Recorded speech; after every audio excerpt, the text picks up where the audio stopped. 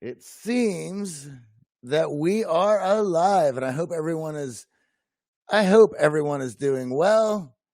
And it is, look at that, our buddy from the Mexico tours. How you doing, buddy?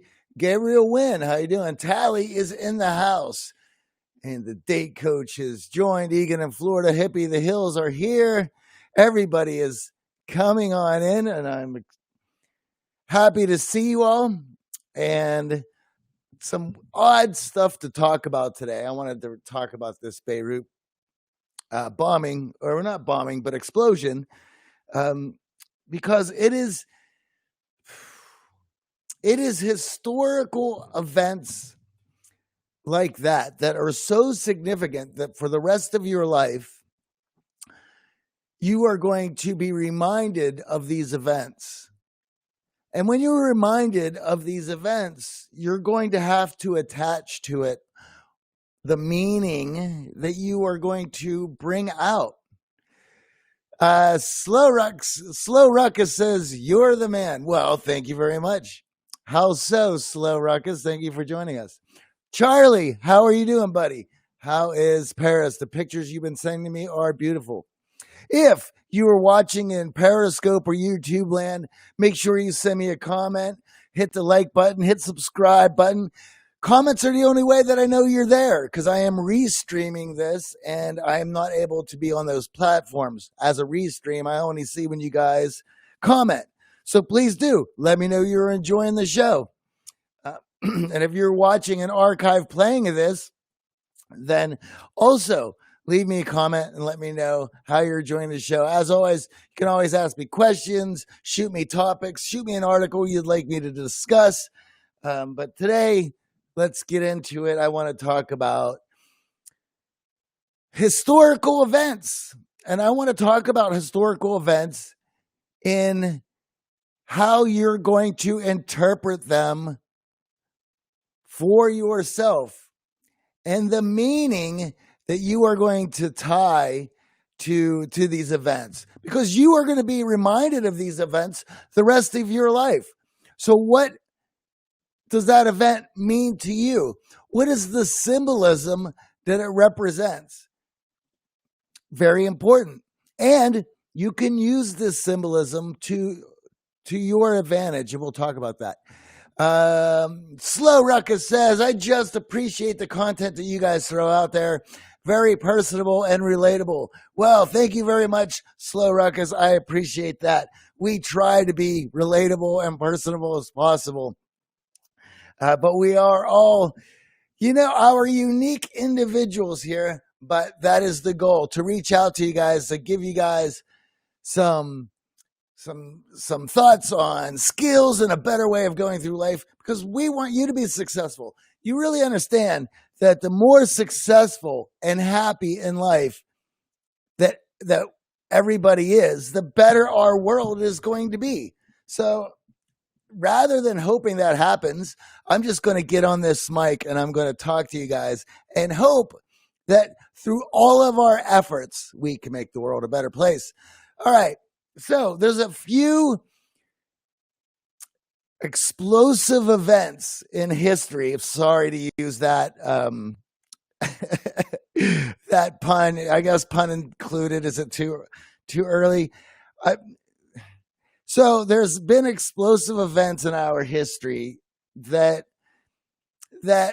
even for myself, that I have been reminded of yearly as these events come and go. And I wanted to discuss them because watching yesterday's explosion in Beirut was horrifying. It was awful, but yet I had to watch it. I was compelled. I had never seen anything like that in my life. And I'm at 46 years old. I've lived long enough to see a few events, and a couple that we're going to discuss here. The 9/11 towers attack was especially graphic and visceral for me, and I'm going to speak about that and where I was. The 1995 Timothy LaVey, Oklahoma bombing is another event that I have a clear memory of, and at least watching that footage and seeing part of that building completely removed and it's still standing, and looking from the film of into the offices, and then only learning that there was a daycare in that building, which is truly awful. And then there's another explosion that happened in 1970 in New York that I want to discuss. All of these have a few parallels and what's going on in different points of today.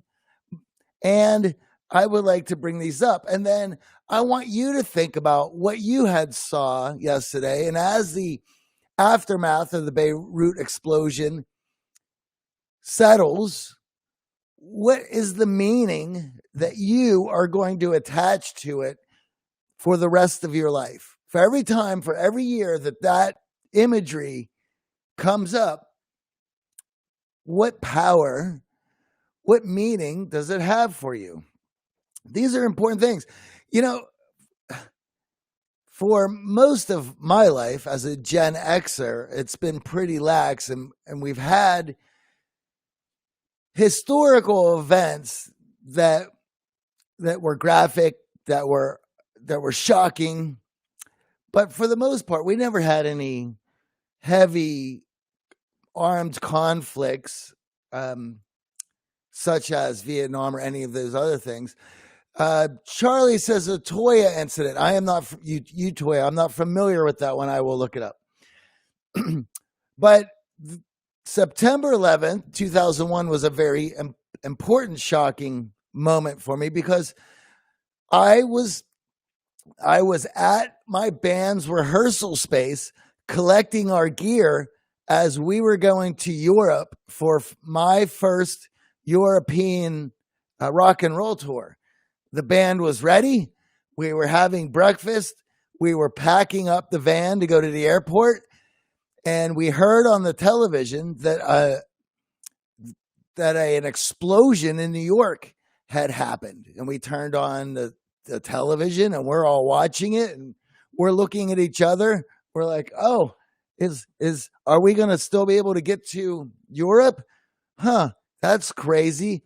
And as the information was kind of spotty at the time, people were saying that a plane flew into it. People were saying that there was an explosion.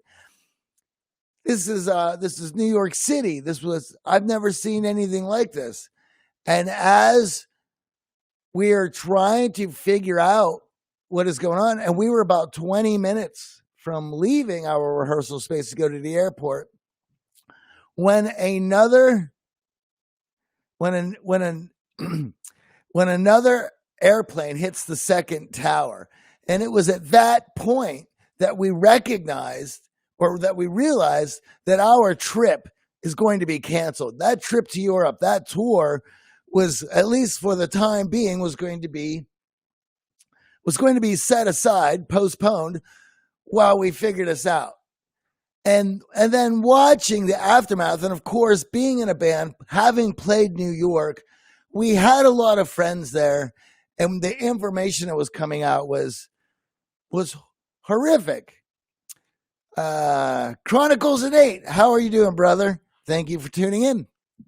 And so there is special meaning to September 11th that for the rest of my life, I will always remember that day and where I was and what I was doing, and the impact that tragedy had happened.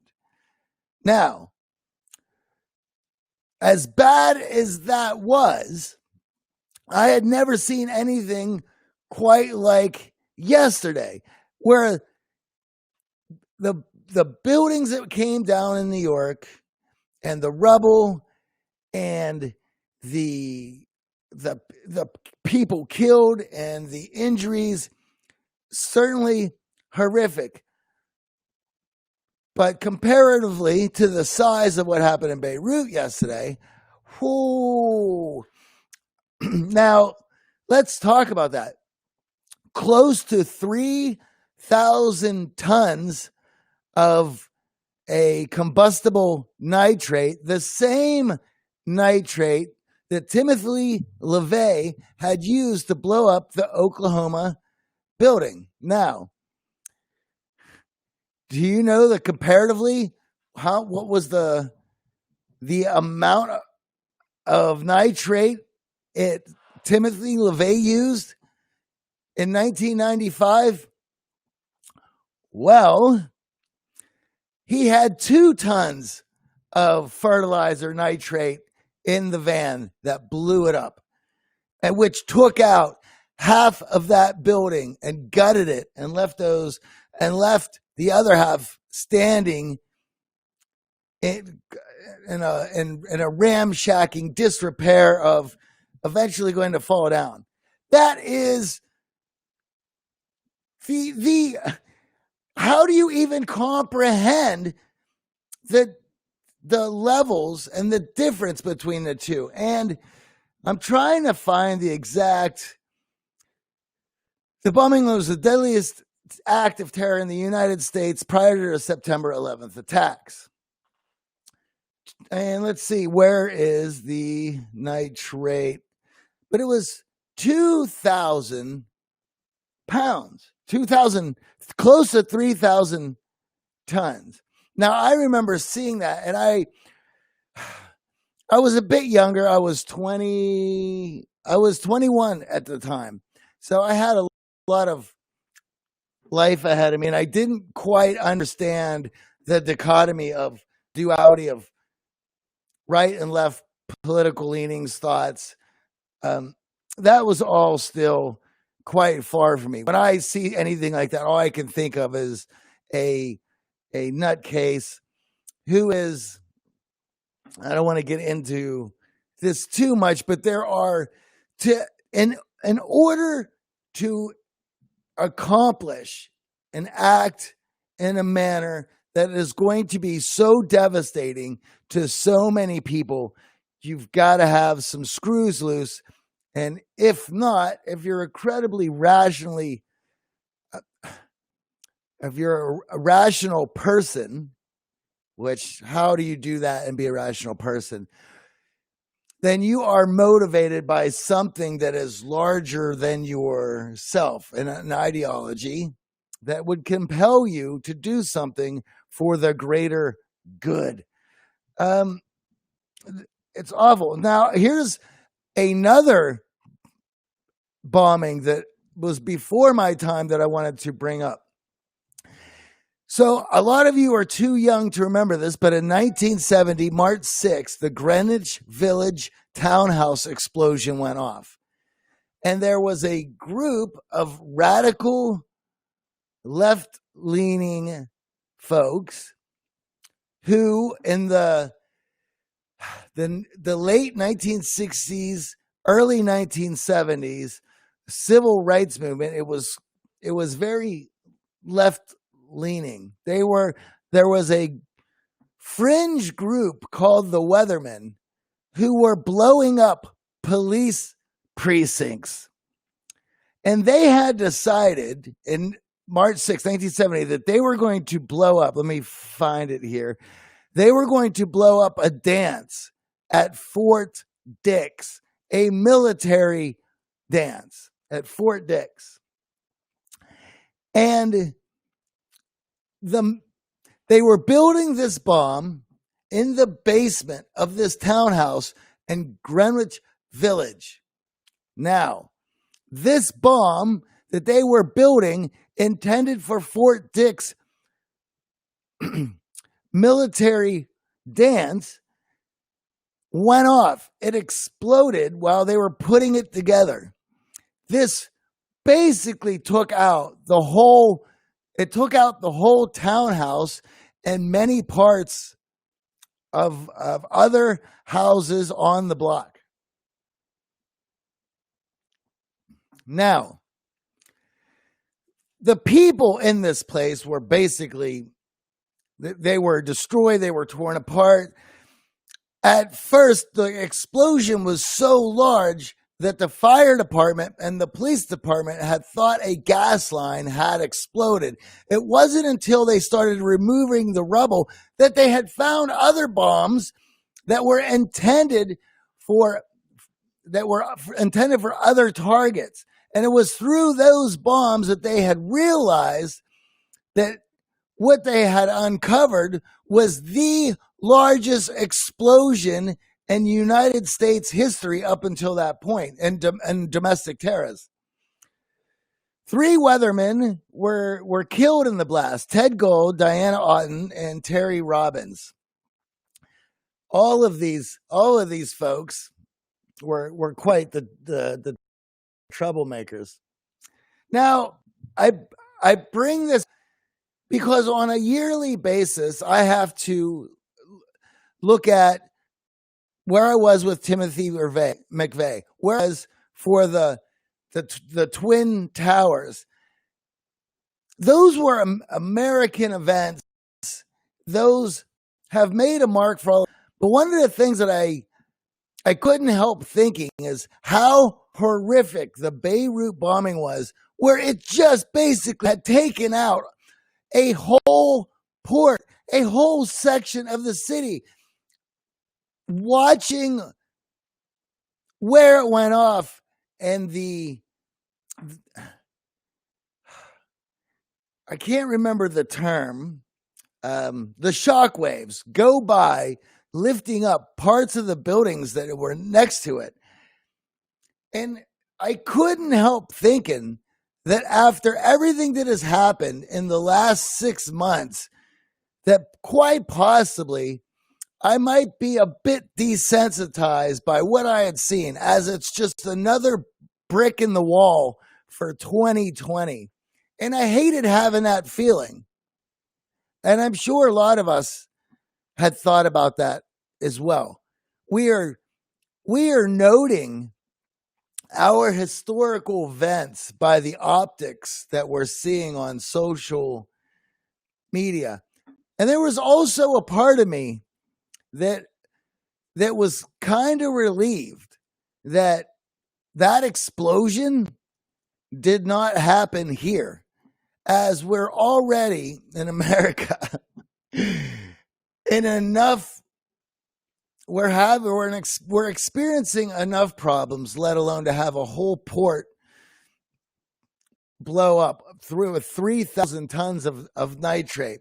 However, granted, thankful for that it did not happen here, but utterly devastated for the people in Beirut to have to experience something like that. And then, of course, we all are experiencing this during COVID. Now, you have an opportunity to view these horrific events in a manner that will mean something to you. Mona Cantal Living, I guess I said that right. Are you going for an upgraded Austin Powers look? No, not upgraded at all. This is how it's been for about the last, at least a version of this for the last 20 years, since I was 21. But I will thank you for the remark. I guess you're making the point that I have a distinct creative visual that you couldn't help but recognize. All right. So anyway, what are you going to tag to yourself for these events? For myself, for September 11th, and what that means, I have taken away. I remember where I was. I remember how I felt. And it was certainly a moment where I didn't. If events like this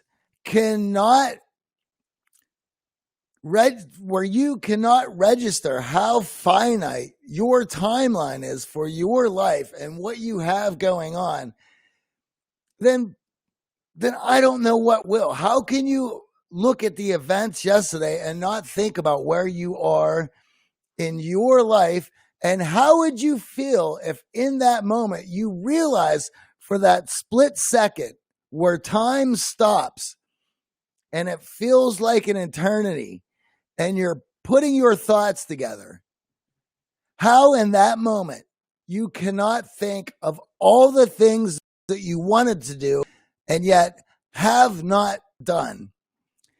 And then to think about in that moment and the space that you still have, because that's not happening to you, of what you're going to do the rest of that day. And if you're a bit in shock, you haven't moved, well, what are you going to do tomorrow? What are you going to do Thursday? What are you going to do this weekend? Yes, just because COVID is here doesn't mean that your lives have stopped. And after 6 months, 5 months of this, how much time have you wasted waiting for this to be over, or the plans that you've made when COVID is over? At the moment, I got news for everybody. COVID's not going anyway. COVID is not going anywhere, and your plans are still on hold. So make these events the meaning of knowing that life's finite. You're out of here at some point. It can be taken away from you at any moment by any errant phenomenon, event, choice, decision, food. You could walk out the door and get hit by a car. You have to decide of whether or not in that moment, when all time stops, are you going to welcome the end, or are you going to scream out to have more and to make it through, and to ask whoever it is you ask when you're in that moment, if you could just escape this 1 second so that you can redo some things or do some things or put into motion things that you have negated, waited on, set aside, postponed because you just weren't feeling like it that day. Well, I got news for you. I work out every morning, and every morning, guess what? I'm not thrilled to have to be working out. However, I know that I will feel better. I'll be more motivated for the rest of the day. I'll be more productive. So you have those opportunities. COVID's not going anywhere. And if you needed a shock or shaken up out of this COVID slumber that you've been on, postponing the rest of your life, perhaps yesterday will wake you up a bit and start thinking now about what things can you put back on your calendar. What ideas and productive things that you want to do that you have been putting off for a better time.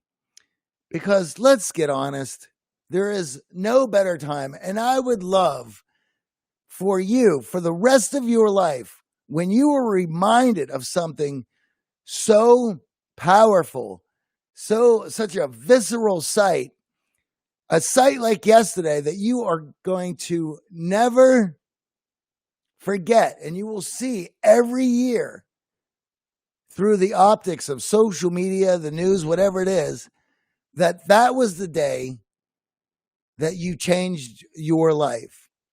Mona says, it's very scary. I lived in Iran during the war, and we had to stay in shelters for many nights while we heard the Iraqi planes flying over our heads. Holy cow. So, incredible story, Mona. Now, let me ask you, why don't you post up how something like that affects the way you see the world and the opportunities that you have every day that you wake up?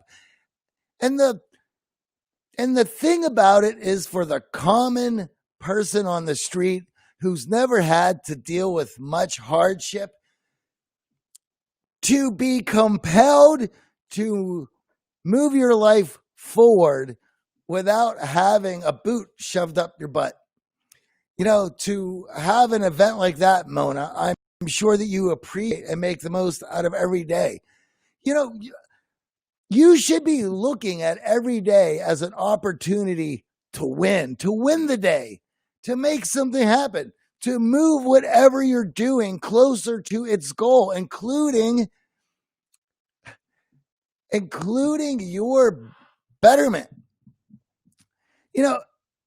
I find it so difficult for young people to have a perspective of, it doesn't really matter how hard you hit your goals are being productive each day, because all you need to do is something, even if it's 1 hour a day, that gets you so much farther than if you've put it off for a better time or a better moment, or when you feel just right. These ideas are just excuses keeping you comfortable.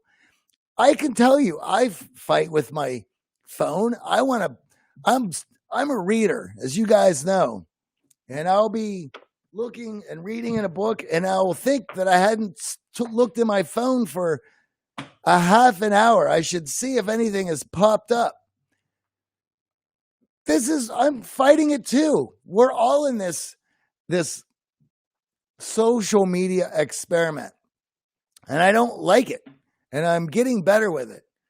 But to put everything down, to not be staring at a screen, to do one thing for an hour, whether it's working out, whether it's writing, whether it's journaling, whether it's meditating, whether it's exercising, getting on a bike, going for a jog,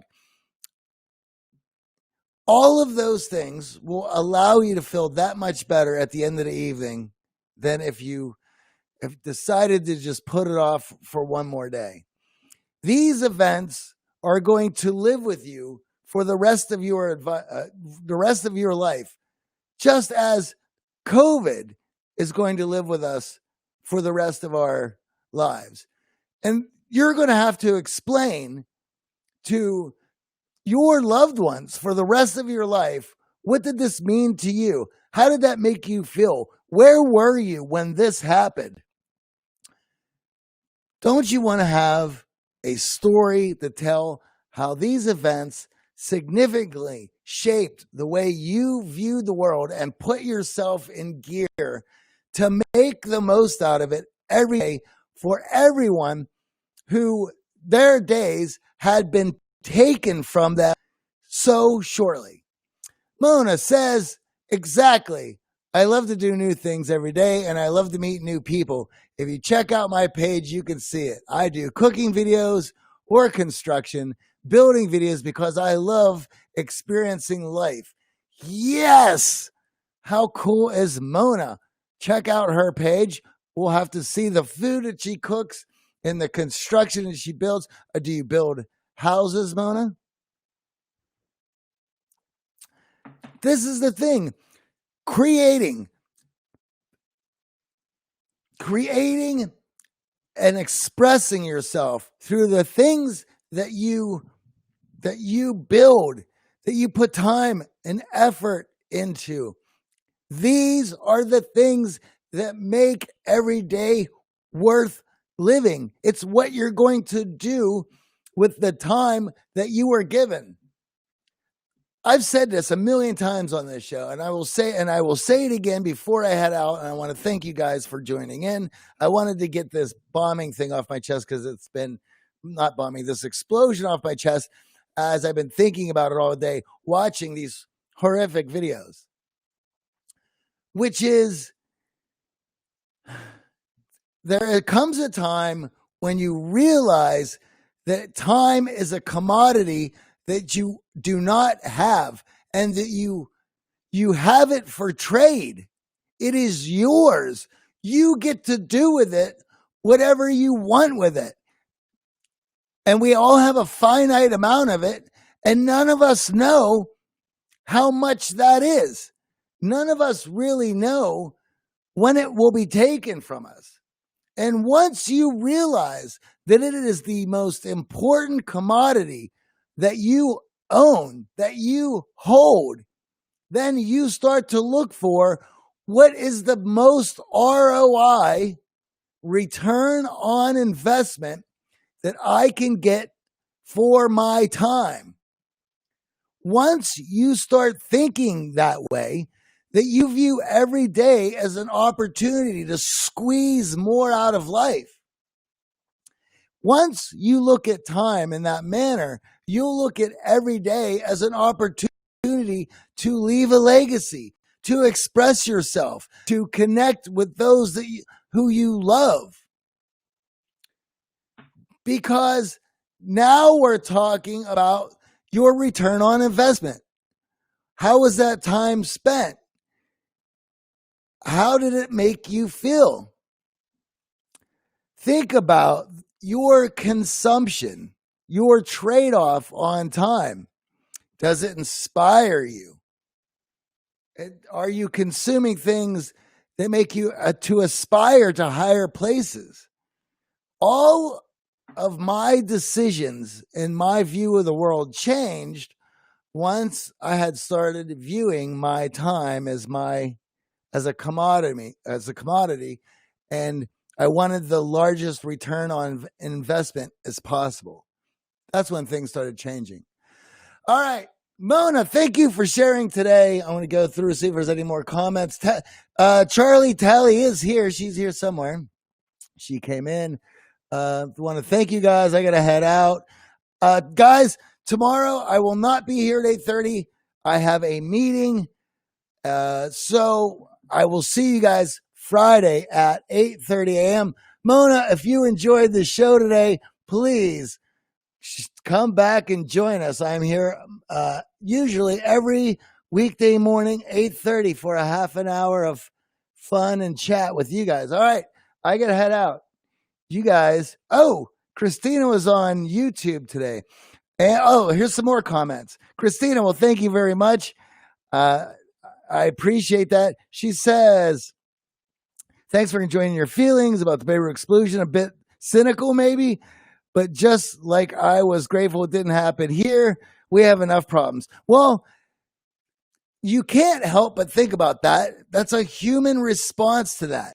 But we can also send our hearts and thoughts and perhaps and support and encouragement to those it did happen to. What you're saying about making the best of the day, the moment, is very much needed and a powerful reminder. Well, thank you, Christina.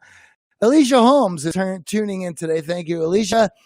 This is a very timely comment. It is going on right now to take action. Get going with whatever you can imagine. Yes! Let's not put aside this time for when COVID's over. COVID has already robbed you of 6 months. It's time to take that time back and get from it what you want to get from it. That's important. That's what I want you guys to think about. Time's a commodity, whether there's COVID here or not, whether there's civil strife and unrest in the streets. Time is still ticking away. None of this matters.